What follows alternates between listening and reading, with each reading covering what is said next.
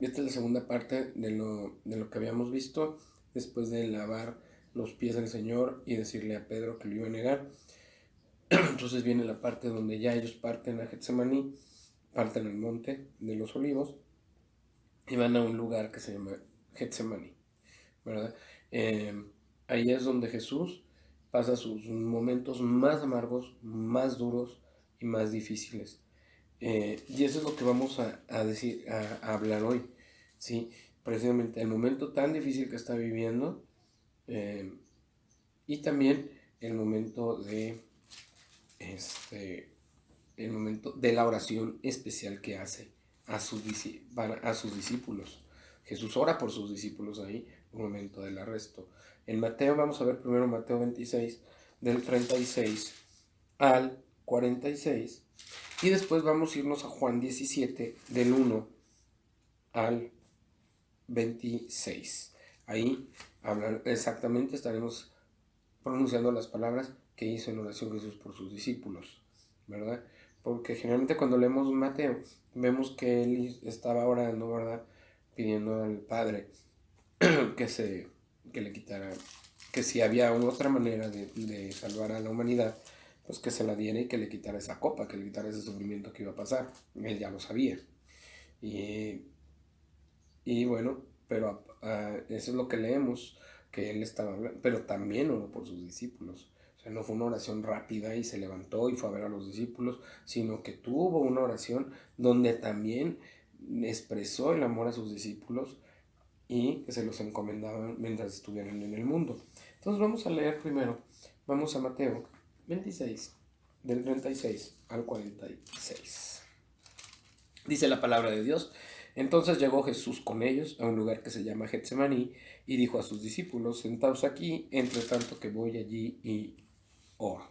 Y tomando a Pedro y a los dos hijos de Zebedeo, comenzó a entristecerse y a angustiarse en gran manera. Los hijos de Zebedeo, hay que recordar, eran Juan y Jacobo. Entonces Jesús les dijo: mi alma está muy triste, hasta la muerte. Quedaos aquí y velad conmigo. Yendo un poco adelante, se postró sobre su rostro, orando y diciendo: Padre mío, si es posible, pase de mí esta copa, pero no sea como yo quiero, sino como tú. Vino luego a sus discípulos y los halló durmiendo y dijo a Pedro: ¿así que no habéis podido velar conmigo una hora? Velad y orad para que no entréis en tentación. El espíritu a la verdad está dispuesto, pero la carne es débil. Otra vez fue y oró por segunda vez diciendo: Padre mío, si no puedes pasar de mí esta copa sin que yo la beba, hágase tu voluntad. Vino otra vez y los halló durmiendo, porque los ojos de ellos estaban cargados de sueño. Y dejándolos, se fue de nuevo y oró por tercera vez diciendo las mismas palabras.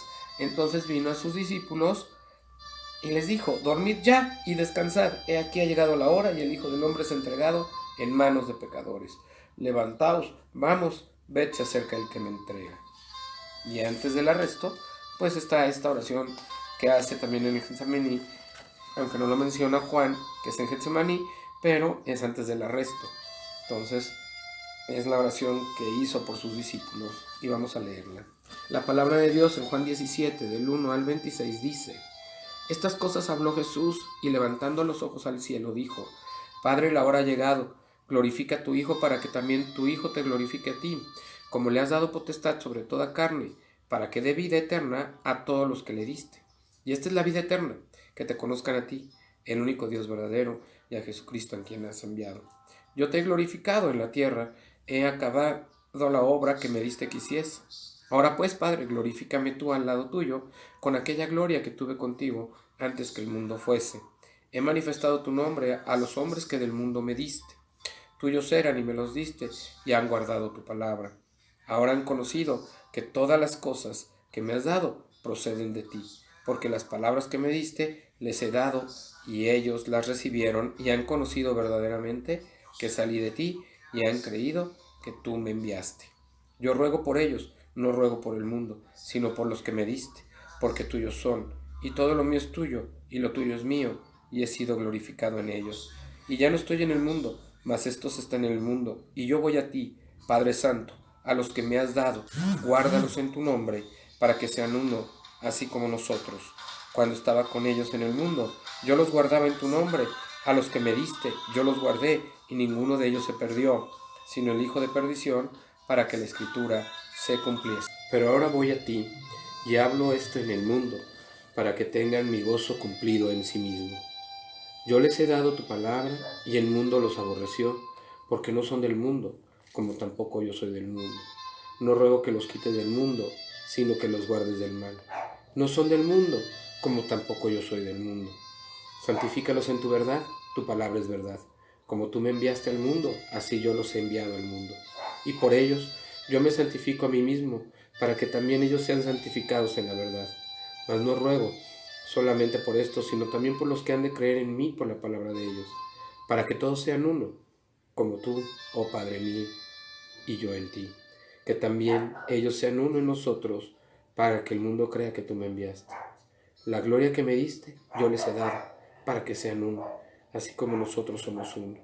Yo en ellos y tú en mí, para que sean perfectos en unidad, para que el mundo conozca que tú me enviaste, y que los has amado a ellos, como también a mí me has amado. Padre, aquellos que me has dado, quiero que donde yo estoy, también ellos estén conmigo, para que vean mi gloria que me has dado, porque me has amado desde antes de la fundación del mundo. Padre justo, el mundo no te ha conocido, pero yo te he conocido, y estos han conocido que tú me enviaste, y les he dado a conocer tu nombre, y lo daré a conocer aún, para que el amor con que me has amado esté en ellos y yo en ellos. Qué bendición esta oración que hace Jesús, una oración muy sentida, donde el Señor expresa el amor por sus discípulos, por aquellos que han creído en Él, que lo aman y que por medio de Él han conocido de Dios, del Padre. Verdaderamente esa es la entrega más, ese es el amor por sus discípulos, el amor por sus hijos de Dios, de nuestro Señor Jesucristo por nosotros. Un amor que es incalculable, un amor, como lo pueden ver en el texto, que no se puede ni siquiera medir de ninguna manera. Es un amor verdaderamente hermoso, un amor que hace que podamos nosotros estar agradecidos. Y Él no se quería ir y dejar así a sus discípulos, Él que estaba pidiendo otra salida, pero Dios le dijo: cúmplase mi voluntad en ti.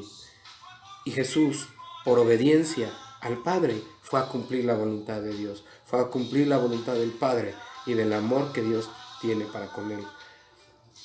Y por eso en esas horas necesitaba de sus discípulos, porque los iba a extrañar, porque verdaderamente los amaba entrañablemente y estaba pasando por una de las horas más angustiosas, ¿verdad?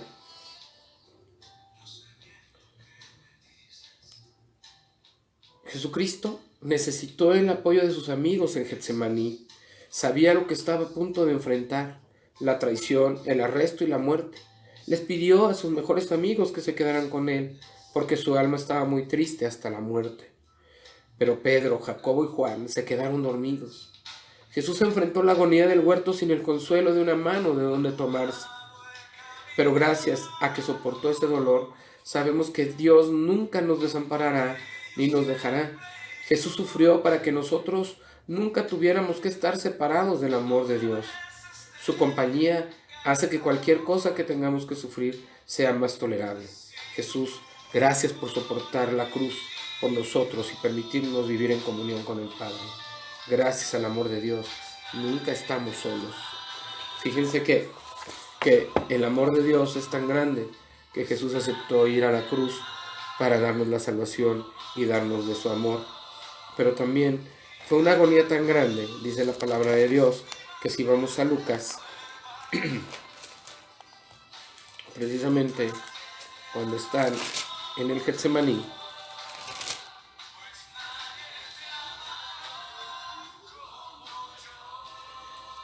dice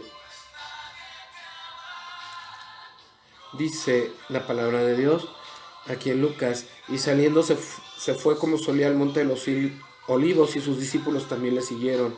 Cuando llegó a aquel lugar les dijo: orad que no entréis en tentación. Y él se apartó de ellos a distancia como de un tiro de piedra, y puesto de rodillas oró, diciendo: Padre, si quieres, pasa de mí esta copa, pero no se haga mi voluntad sino la tuya. Y se le apareció un ángel del cielo para fortalecerle. Y estando en la agonía, oraba más intensamente, y era su sudor como grandes gotas de sangre que caían hasta la tierra. La angustia que sintió Jesús antes de ir al sacrificio, antes de vivir toda esa muerte, que ya sabía lo que iba a pasar, ¿verdad? Sintió una agonía inexplicable, una agonía que no, una agonía que yo creo que ningún hombre ha sentido. Que imagínate esa agonía, se le reventaron las venas en la cabeza y empezó a sentir tal agonía, ay, tal dolor, ¿verdad? Intensamente, intensamente. Fíjense lo que estaba pasando mientras oraba por sus discípulos. Sentía tal agonía que era su sudor como gotas de sangre, ¿verdad? Que caían hasta la tierra. Dicen los médicos que esto pasa cuando hay mucha presión, cuando uno siente mucha presión por alguna cuestión, a veces se pueden reventar las venitas y empieza a sangrar uno. Y eso es lo que estaba pasando a Jesús, ¿verdad? Dice, cuando se levantó de la oración y vino a sus discípulos, los halló durmiendo a causa de la tristeza y les dijo, ¿por qué dormís? Levantaos y orad para que no entréis en tentación. Verdaderamente Jesús necesitaba que lo acompañaran en oración, pero sus discípulos no soportaron, ¿verdad? No soportaron el sueño, cayeron en sueño, ¿verdad? Tal vez estaban orando, acostados o sentados y se quedaron dormidos, pero no resistieron acompañar a Jesús en oración. Sabían que el maestro estaba sufriendo, sabían que algo le pasaba, pero no lo entendían en ese momento. Verdaderamente, la agonía que estaba viviendo Jesús debe ponernos a pensar y a reflexionar lo que Él ha hecho por nosotros, lo que Él empezó en su obra a los 30 años, lo iba a culminar a los 33. Estaba ya en esa etapa, después de tanto tiempo de estar predicando la palabra y de estar llevando el mensaje de salvación. Hoy, y si iba a ser realidad la profecía de Isaías 53:6, si iba a ser realidad un tiempo después, donde pues iba a morir, iba a ser flagelado, iba a ser amenazado, abusado, golpeado, abofeteado, latillado, iba a morir en la cruz. Todo esto sufrió el Señor. Nadie, como ningún hombre, puede soportar ese dolor y ese sacrificio que estaremos comentando el día de mañana. Que Dios le bendiga, que Dios le acompañe, que Dios le guarde. Este fue un espacio especial de Semana Santa, de Cristo con amor para el mundo, de Cristo con amor para usted, de su amigo y hermano Juan Felipe Ortiz. Pero también recuerde, el Señor no quiere una Semana Santa, quiere una vida santa, una vida de perfección, una vida que vayamos caminando, obedeciéndole, amándole y poniéndonos al servicio de los demás. Que Dios le bendiga hoy y siempre en el nombre de Jesús. Amén.